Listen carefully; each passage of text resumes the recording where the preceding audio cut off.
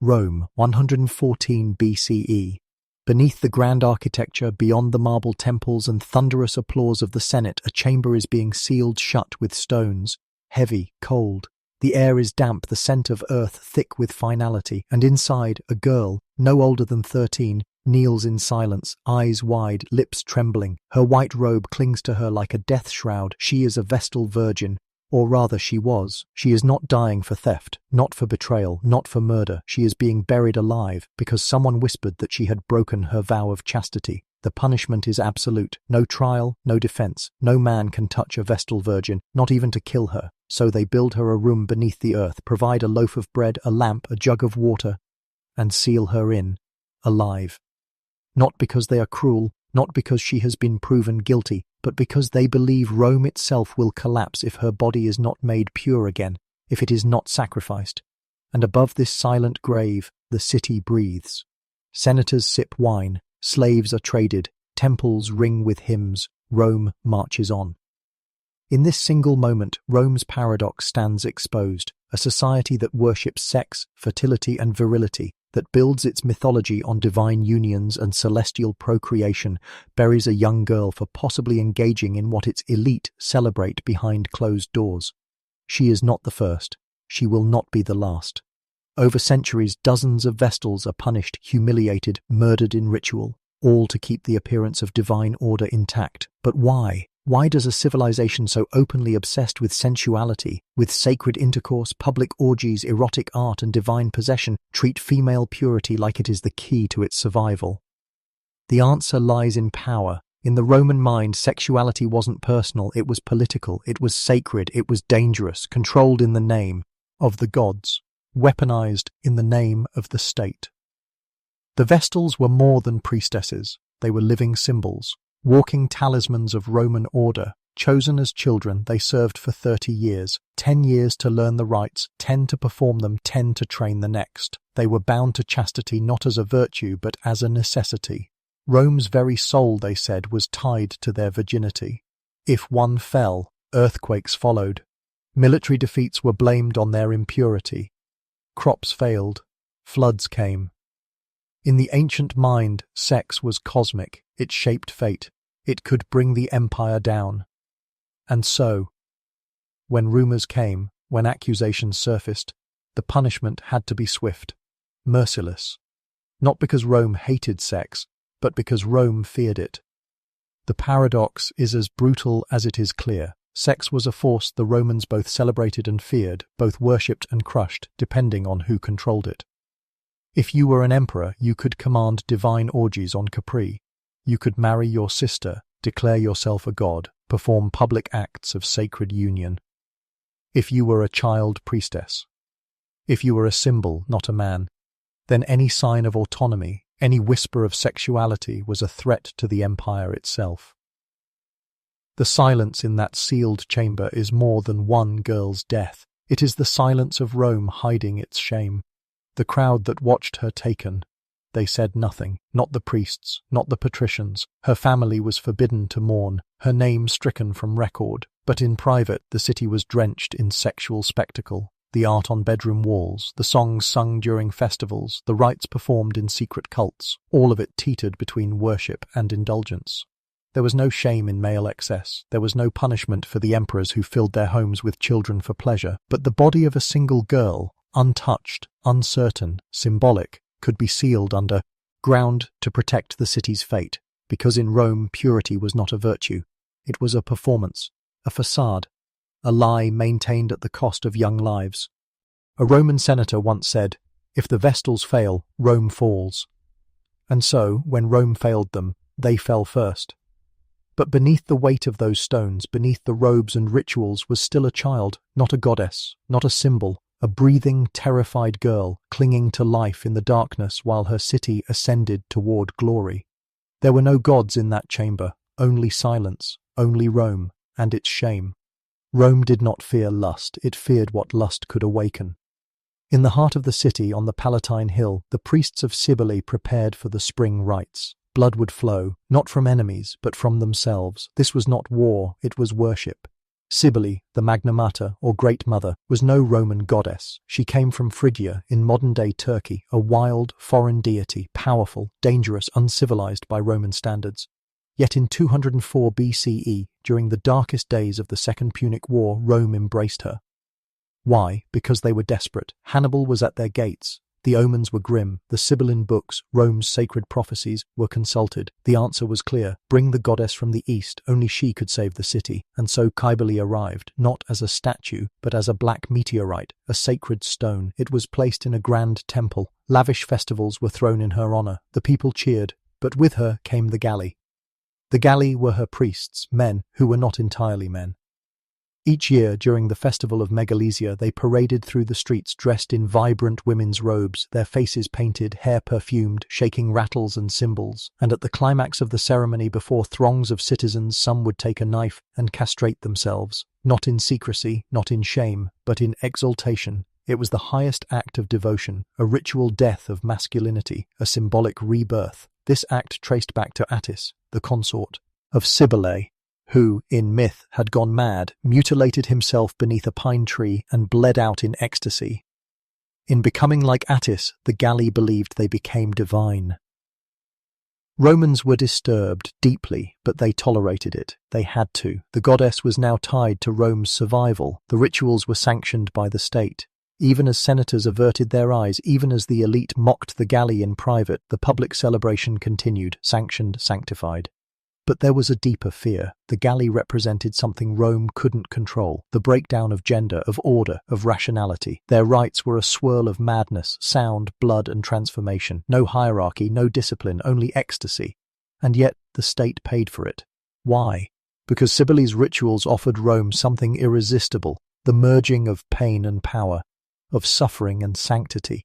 In a society obsessed with control, here was a space, rare, sanctioned, where chaos was allowed to bloom, and more importantly, it distracted.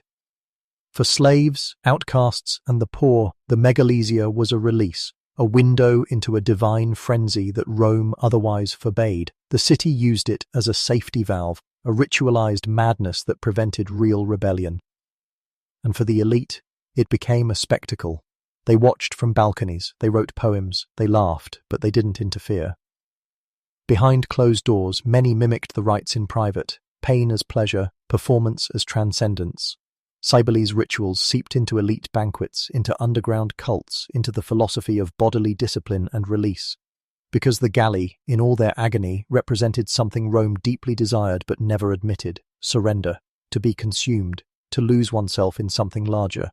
For a society built on conquest and pride, the idea of willingly giving up power, of cutting away the self in devotion, was both terrifying and intoxicating, but the price was always blood. And that blood soaked the streets each spring as cheers rose, drums pounded, and a new wave of Galli danced in robes now red with sacrifice. Rome tolerated it, celebrated it, feared it. Because deep down, the rituals of Cybele held up a mirror to the empire, and what it saw was itself, stripped, bound, devoted to a god it didn't fully understand, yet needed more than it dared to admit.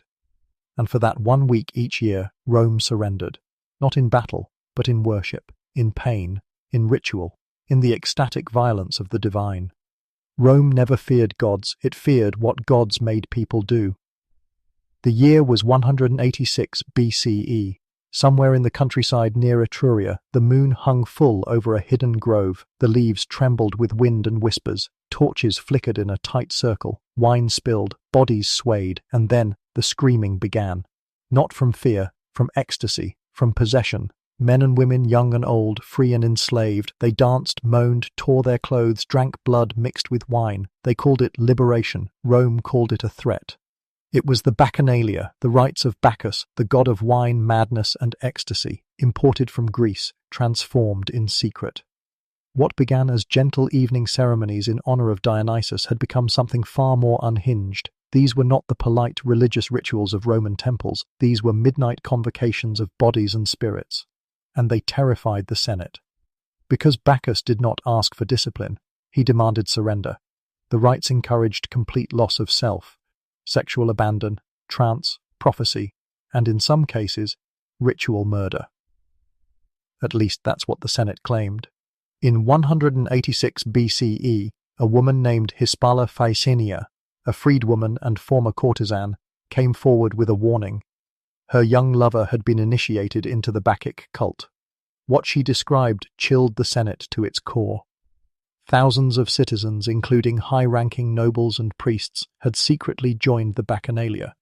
The rituals included group sex, same-sex unions, impers, ornation of gods, even forced initiations. Those who resisted were allegedly silenced permanently. It wasn't just debauchery, it was organization, influence, power. The Senate responded with unprecedented violence. The historian Livy tells us that over 7,000 people were arrested, many executed without trial, altars smashed, groves burned, priests hanged. The Bacchanalia, now labelled a conspiracy, was declared illegal without explicit state approval.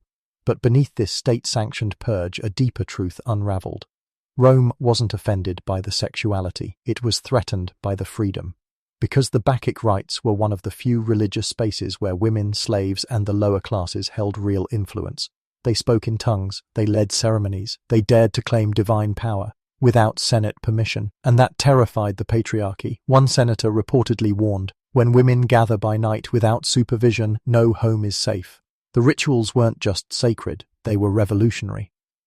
Rome could tolerate blood, it could tolerate spectacle, but not unsanctioned ecstasy, not freedom that couldn't be taxed, tamed, or turned into law. In a city that thrived on hierarchy, the Bacchanalia threatened everything: gender roles, class structure, and political obedience. So they destroyed it, or tried to. Because Bacchus, like desire, never dies. He just goes underground.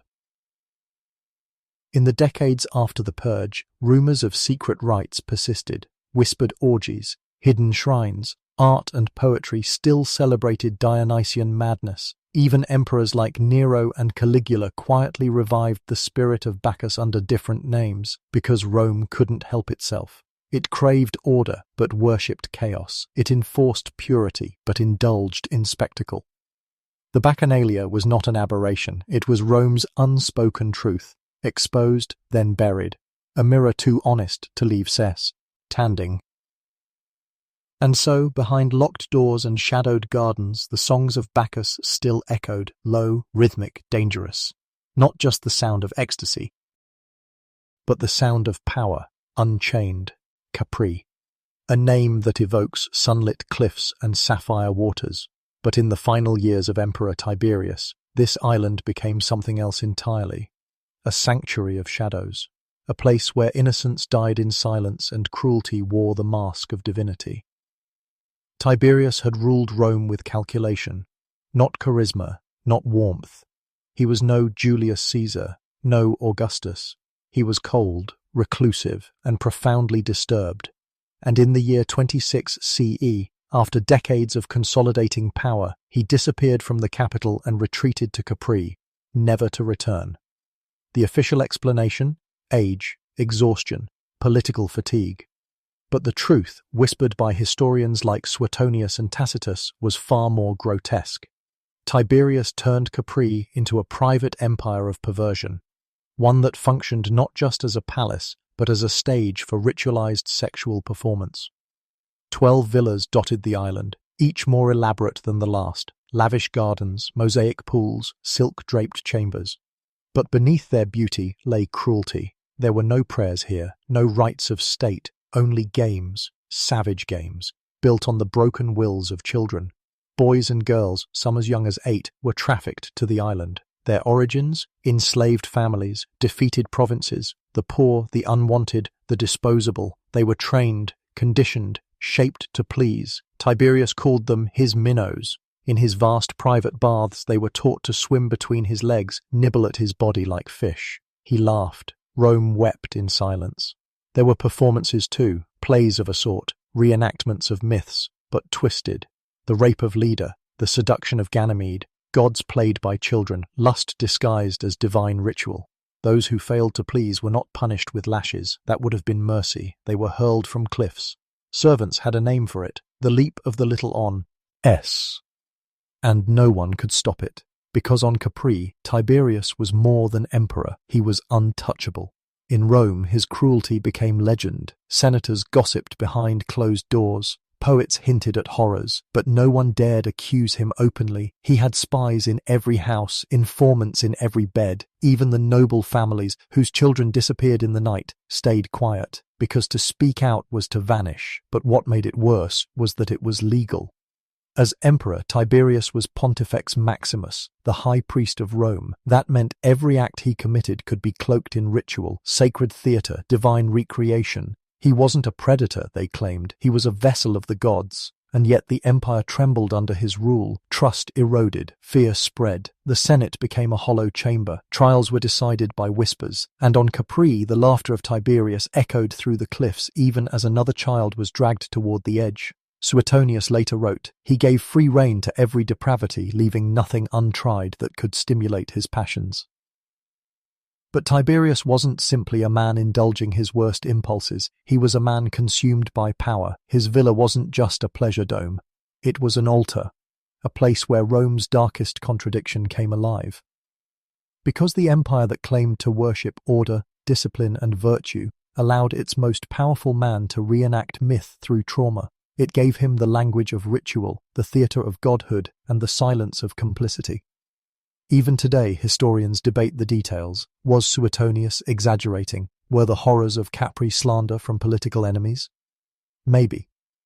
But the question is not whether every story was true. The question is, why did Rome believe them? Because they knew what power looked like in Rome, and they knew what it did when no one was watching. Tiberius died in 37 CE. Some say he was smothered with a pillow. Others say he died quietly in his sleep. The island of Capri fell silent again. The villas crumbled. The cliffs still stood. But the rituals he enacted there, the cruelty wrapped in the sacred, didn't die with him. They had already become part of Rome's soul, a reminder that when power is made divine, anything can be justified, even the fall of a child, even the silence of an empire. She was chosen at the age of 6. Not because she asked, not because she volunteered, because the augurs saw something in her, a good omen, they said, a sign, a suitable vessel for the gods. She left her home that day in silence. Her mother wept but dared not speak. Her father walked behind her, hands clenched, and when she passed through the gates of the House of the Vestals, her childhood ended. This was Rome's most sacred order, the Vestal Virgins. 6 girls at a time, plucked from noble families, sworn to 30 years of celibacy, 30 years of isolation, ritual and fear, all in service to Vesta, the goddess of the hearth. The flame they guarded was not just symbolic, it was literal, an eternal fire that was never allowed to die. If it did, it meant Rome would fall. They were priestesses, yes, but more than that, they were symbols, living proof of Rome's divine favour.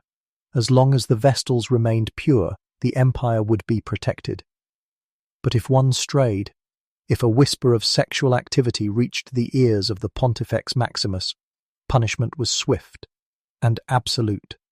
They could not be touched, not even in death. So the punishment was a ritual, a performance.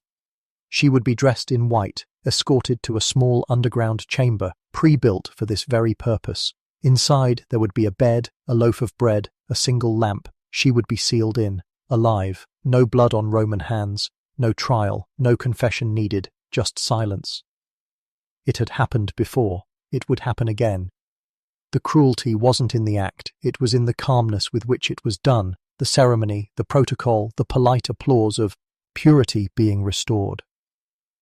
Because the Vestals were not human to Rome, they were instruments, tools of divine insurance. And in return for this lifelong sacrifice, they were given strange privileges. They could own property, ride in chariots, pardon prisoners. Their word was respected in court. But all of this could be taken away in a moment. If they were seen with a man, if they smiled too long, if they received a letter, even rumors could kill. One Vestal, Cornelia, was sentenced in 90 BCE.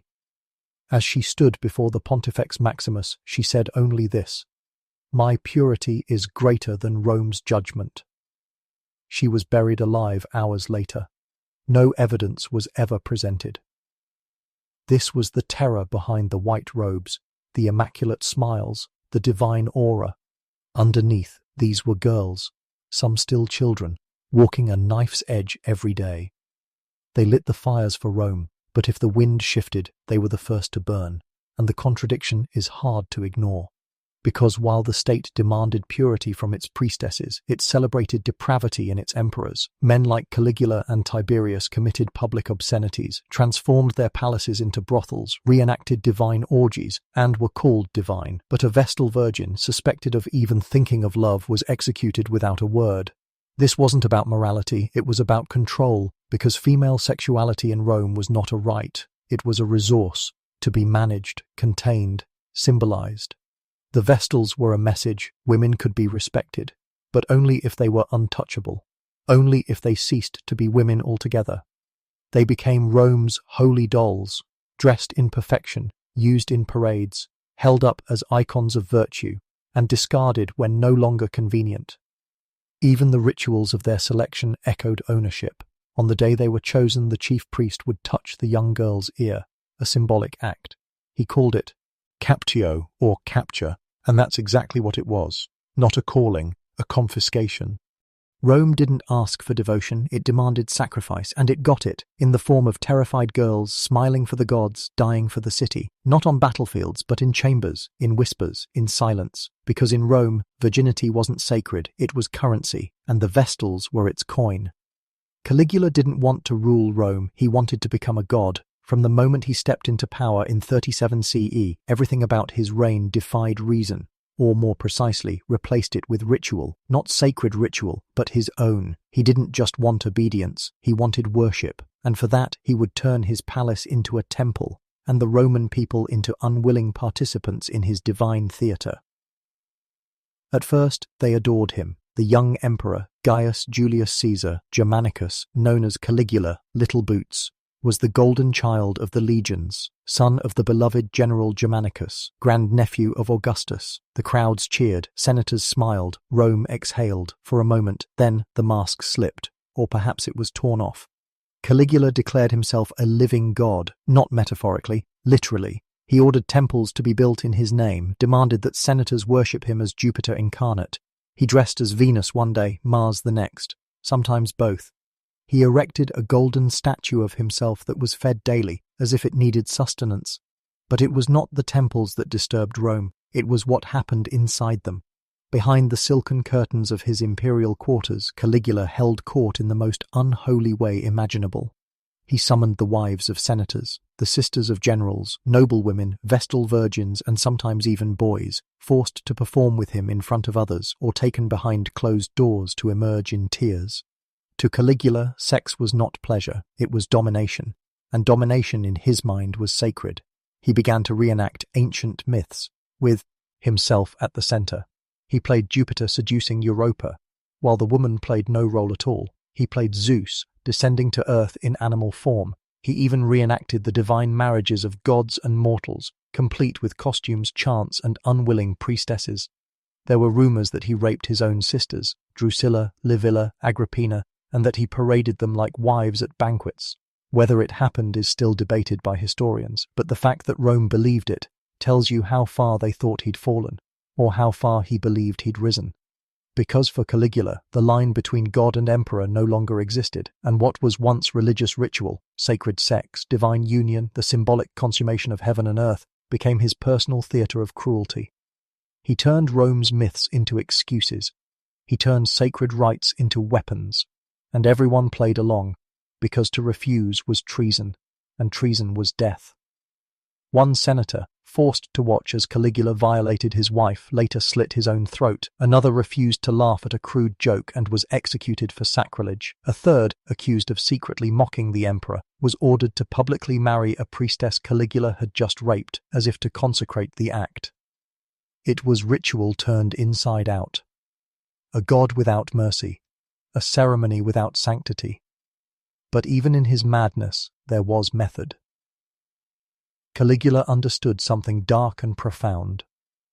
That religion, when untethered from reverence, becomes theatre. That fear, when dressed in sacred robes, is untouchable, that if you make cruelty a ritual, the people will bow instead of scream. He didn't hide his perversions, he elevated them, he consecrated them. He built a bridge between his palace and the temple of Jupiter, declaring that the gods should come to him for counsel. He ordered his statue placed in the Jewish temple in Jerusalem, sparking riots across the empire. He replaced the heads of divine statues with his own likeness, rewriting heaven in his image. It wasn't insanity, it was deliberate desecration. And it worked, for a time. Because the people were terrified, not just of death, but of participating in something so grotesque, so inverted, so sacrilegious, that it left them numb. When his sister Drusilla died, possibly from illness, possibly from what he did to her, Caligula declared her a goddess, built her a temple, forced the people to mourn her as they would Venus herself. The senators had no words, only silence. The people had no protest, only prayers. And in that silence, Caligula heard divinity. A god does not beg forgiveness. A god does not answer to mortals. A god does what he wills, and the world bends in awe, until it breaks. In 41 CE, after just 4 years of rule, the Praetorian Guard turned on him. They cornered him in a corridor beneath the palace. A dozen blows, a blood-soaked floor, a god cut down like a man. His body was dumped in a shallow grave, his temples torn down, his name struck from monuments. Rome tried to forget, but it couldn't, because what Caligula revealed was not madness, it was possibility. The possibility that in Rome power and ritual could merge, that sacred myths could be weaponized, that sex, when wrapped in divine cloth, could justify anything. He didn't invent the corruption, he simply embodied it. Rome gave him the language of gods, of rites, of sacred dominion, and he spoke it fluently, too fluently. And so his memory lingers not just as a madman, but as a mirror, a reflection of Rome's darkest truth, that when ritual becomes theatre, and cruelty becomes divine, the gods are not above us, they are monsters we create. It began with a drumbeat, slow, rhythmic, ancient. In the highlands of Anatolia, before the Roman legions arrived, before temples were raised in marble and priests wore purple-trimmed togas, there were blood rituals, prehistoric, elemental, terrifying. They weren't written about in scrolls or etched in stone. But their echoes survived. In whispers, in folk tales, in the deepest rituals of the cult of Cybele. Cybele, the mother of mountains, the Magna Mater, goddess of wild nature, of madness, of ecstatic frenzy. And her priests, they were known as the Galli, and what they did to join her service would shake even Rome's cynical heart. To become a priest of Cybele, a man had to surrender everything. Not just his possessions, not just his family, but his manhood, literally.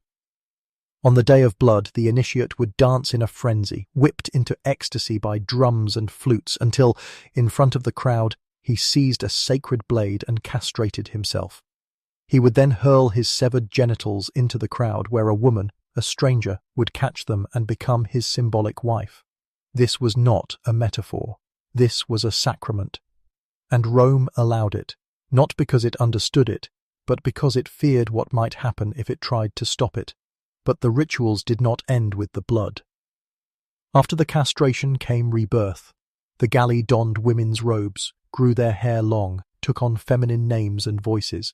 They were neither man nor woman, but something else, something holy.